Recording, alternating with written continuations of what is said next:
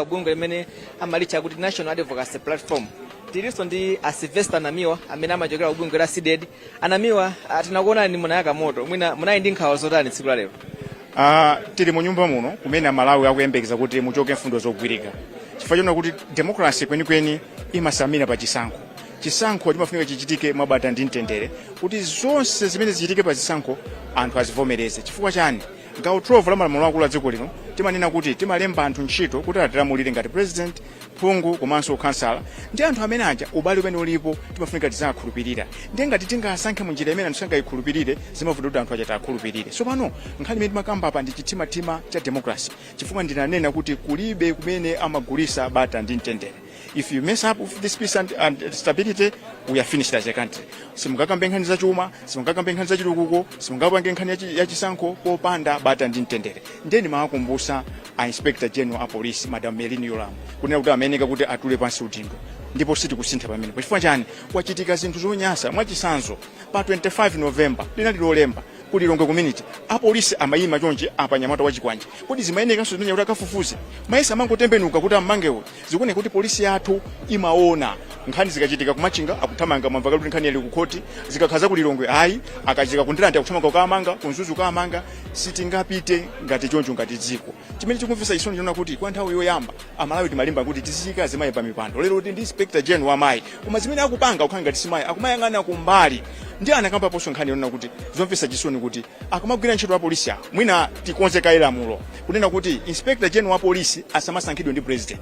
Fapa amanena kuti munthu samaluma chana chimene chatani chokumudyesa chifukwa kuti amasankhidwa ndi president amaonesa kuti akamapanga zinthu zawo azikondera president amene pampando. Ndiye ndinanena mosindika kuti chifukwa kuti nthawi yasala miyezi 3 ukuku kuti tikhale ndi chisankho chabata ndi mtendere pa 16 pano nyumba ino ya paki imene anthu akudikira kuti mmange zogwirika ipange committee amati governing council ionese kuti isipanga ziganizo fa achakwera ndi interested party pano pa achakwera chidwi chawo choti afuna asankhidwenso sitingakhulupirire akhalapo kangapo konse akulamula Madam Inspector Melini Yolamu kuti agwira anthu sanagwire anthu. Ndiye Inspector General amene sakumvera wa police asakumvera president amene anamusanga angamvere yani. Ndiye ngati tifuna chisankho chabata ndi mtendere nyumba ino lero ikamachoka pano ikonze kumita padera zilachitikapo mbuyo munthawi yakamuso atinakhala ndi anthu angapo amene amagwiritsa ntchito mphamvu za malamulo iwo azipanga ntchito yawo koma ntchito yakula tifuna pakutha pa zonse pa 16 pano amalawi azanene kuti ife tapanga chisankho tapanga chiganizo chimene zakhali nacho for the next 5 years. Choncho kunali kupempha komanso kusindika koma mmene ndikuteremo sindikunena kuti timayikira kumbuyo zili zonse zosokoneza bata ndi mtendere.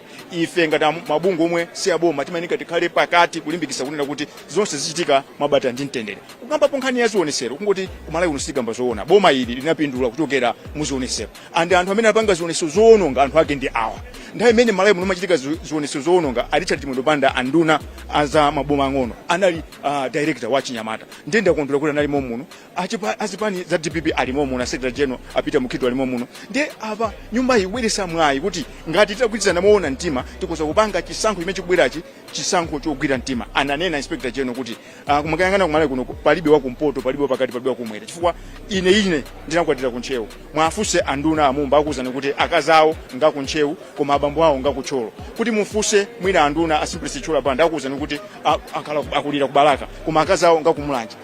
Anthu fe sitingakwanise kuti tilole china chake chititsemphanise chifukwa chimenecho anthu amene ali pa mipando azigwira ntchito yawo molemekeza malamulo. Munaona mmene Amafotokoza amangani malamulo to aliko koma vuto ndonena kuti timasankha dala kuyang'ana kumbali apa polisi yathu ime nji anthu amene anaphwanya magalimoto ku parliament amangidwe ndipo milandu tizilondola. Anthu amene amatema ndi zikwanje anthu pa community amangidwe. Anthu amene anatema zikwanje ndi zikwanje anthu pa Mbowe amangidwe. Ndi kuphatikizapo milandu yonse kanachite ko phalombeka yakuti aliyense amene aphwanya malamulo atani amangidwe. Tikatere tizapeza kuti anthu polisi yathu azikhulupirira. Thokoza Namiwa. Zikomo kwambiri. Amene ndi Silvester Namiwa amene ndi mkulu wa bungwe la CDED amene ali nawonso mchipinda chino komanso anafunsa mafunso awo pokhuza kuti mmene anaona bwanji chisankho chimenechi kama makamaka ndimekuyendesa chisankho chimenechi kuti tikuyenda bwanji ngati dziko komanso ngati achitetezo mwina akonzekera bwanji. Ndi pala anthu osiyanasiyana amene ali mchipinda muno uku akuchita kayika mtentha ndevu kudikiranso kuti chigawo chachiwiri cha Nsonkano umenewu chiyambike. Atrapens amene ndi mkulu wa bungwe la HRDC mwina mwayiona bwanji chigawo choyamba cha Nsonkano umenewu? Chigawo ndithu chayamba bwino chifukwa chakuti anthu ndithu akuloledwa kuti afunse mafunso atsogoleri osiyanasiyana amene ali kuno koma kundithu timakambirana nkhani ya ziwawa ndiye timafunsa Inspector General kuti kodi ziwawa amene zakhala zochitika mdziko muno anthu amangidwa liti ndiye atisimikizira kuti ndithu akangochoka Nsonkano kuno ayambapo kumanga anthu amene akupanga ziwawa zimenezi komanso ndinene pano kuti tikabweranso ku break tifuna timve azipani chifukwa azipani amene amatuma anthu kupanga ziwawa alimo muno chifukwa kati manena mauza Inspector General kuti anthu otofuna kumangawo ali muno chifukwa mazuwa kuti atsogoleri azipaniyo alimo muno ndithu alimo muno ndiye ifeyo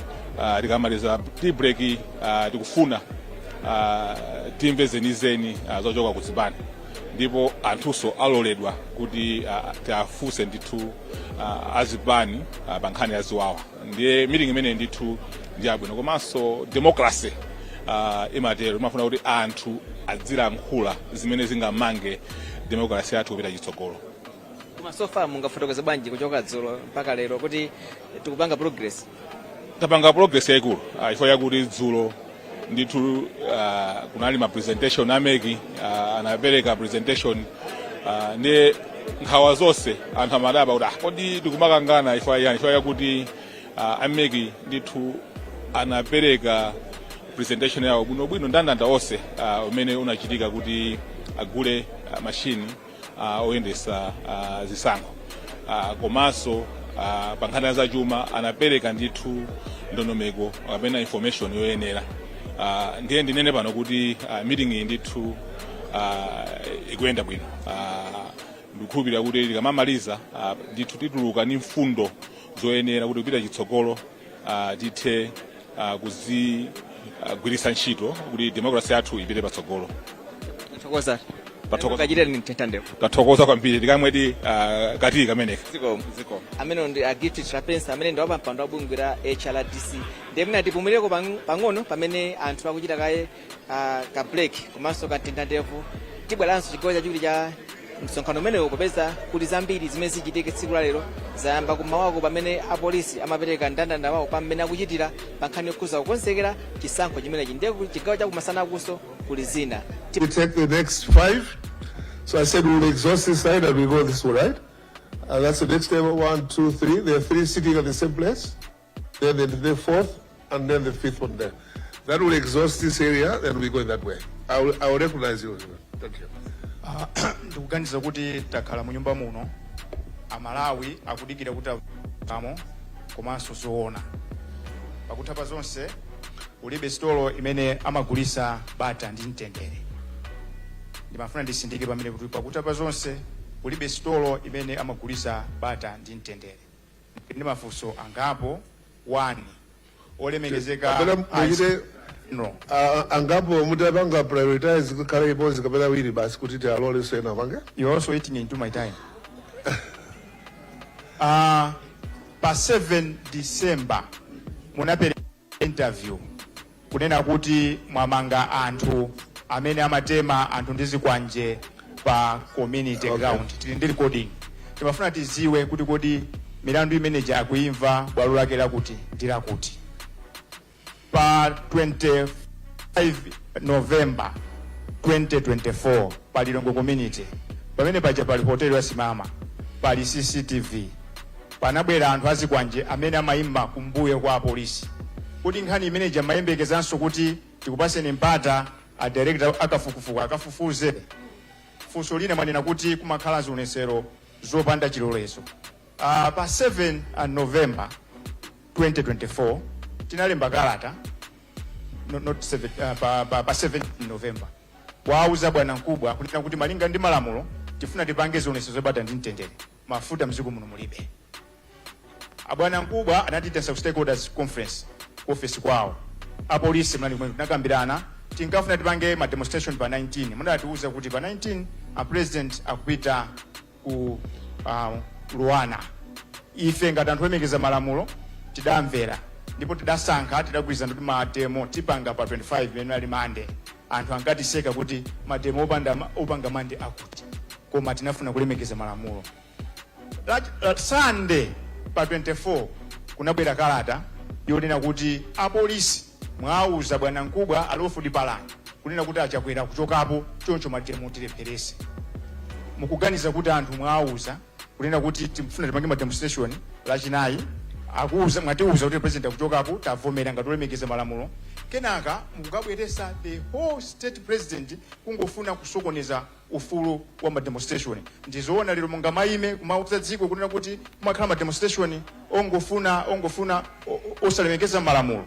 After all said and done, ngati lero simu chifati ndi recording imene muna yankhula pa 7 December, ngati simutuuza bwalo ndi state ya imene ukumva mlandu wa anthu anatema anthu pa 24 ndi pa 25 pa Liongo community, komanso ngati simutuuza kumene akumva mlandu wa anthu amene anapresa magalimoto anapanga ziwawo ku parliament, inu muvomere kuti mwalephera mutule pansi udindo and you are a threat to the peace and stability of this country. That said, ndinene pano kuti in fact tukunena kuti muno omwe tikamaliza tipange governing council. Ngati funa chisankho zende zabata ndite atiuza kuti kumachinga nkhani zonse zimene zachitika ku central region palibe wamangidwa. Nkhani ikachitika kundilande amathamanga, nkhani ikachitika kumachinga amathamanga, koma kuli Longwe palibe wamangidwa. Ngati amanga munthu andiuze zimene ndikuyankhula about ndi evidence. Therefore, Madam Mary Newlam has failed Malawians and ni munthu amene salingalira za mbiri yake legacy.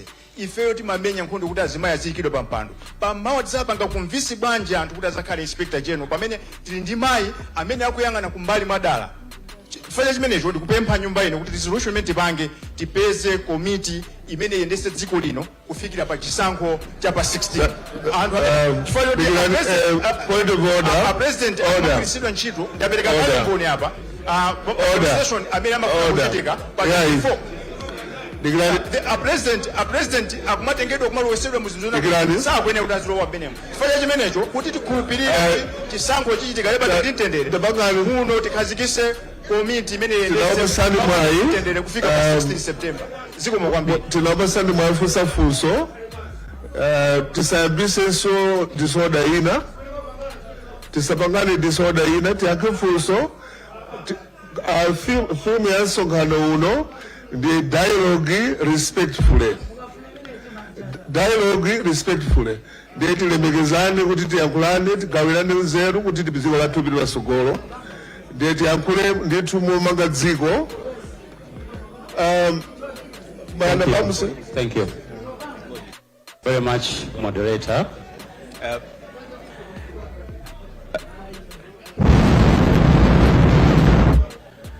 Can we have some order? Can we have some order? I know Mr. Wafotokoza has the microphone. I'll ask you to take a seat for a minute. Awaguru, mwayambaji bwana. It's so surprising. Kudi anthu agulu mufuna muzipanga zachibwana.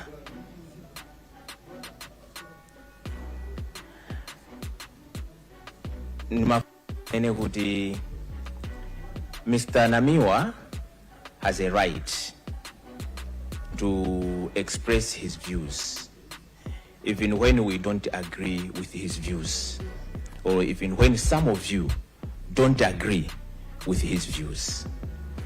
And in this conference, we will give everyone an opportunity to express their views. Okay? Even when we don't agree with their views, but we must listen respectively until they have said what they wanted to say, or until the moderator has interjected in the interest of time. Number 3, mutilemegeze as moderators. I think what you did, Mr. Namiwa, was not very good. To answer back with a tinge of rudeness towards the moderator. Don't respond, because that, okay, thank you. That was not good. Because when you take away the moderation and you give yourself rules you want to follow and not the conference rules, there will be chaos here. So let's follow the rules, respect the moderators, I have told you, and I want to say it again, as moderators, our role is not to gag. Our role is to facilitate you with a fair opportunity to express your views. But let's do so orderly, following the rules. But everyone will have an opportunity to express themselves. We're not going to gag you, but be within the regulatory framework that we have established, because there are two things that threaten the world. It's too much order and too much disorder. And that's why you have moderators. And that's why we are moderating, allowing you moments of light so you can have fun, and bringing you back to moments of seriousness so we can deal with the business. But if you want to push us to disorder, then I just want to tell you, we will issue an order to eject you out of the conference, and we will ask security to help us to out of the conference. But everyone will have a fair opportunity to express themselves. Don't worry, everyone will speak if you want to speak. Okay? Even when your view is unpopular, you will speak. Yeah? Even when some people think your view is stupid, yes, we will give everyone an equal opportunity to express their stupidity. We will do that here. Okay? So I just want to call for respect so that we have a civilized dialogue. Okay, my brother Karim Osman is moderating this session, and we must follow his instructions. Mr. Mavuto has the microphone.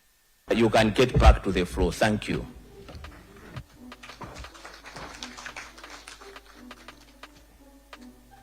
Thank you very much, Moderator, for the guidance. My question goes straight to one of the points that was presented on the slides. And thanks to the Malawi police, because you indicate that you get into working relationships with other institutions. And one of those that you mentioned is the MDF, the Malawi Defense Force. Very important.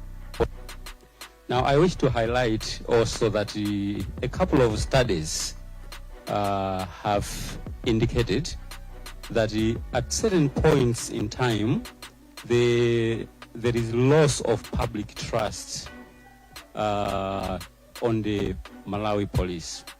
So, for example, the Afrobarometer, when sometimes they ask people, they do indicate and list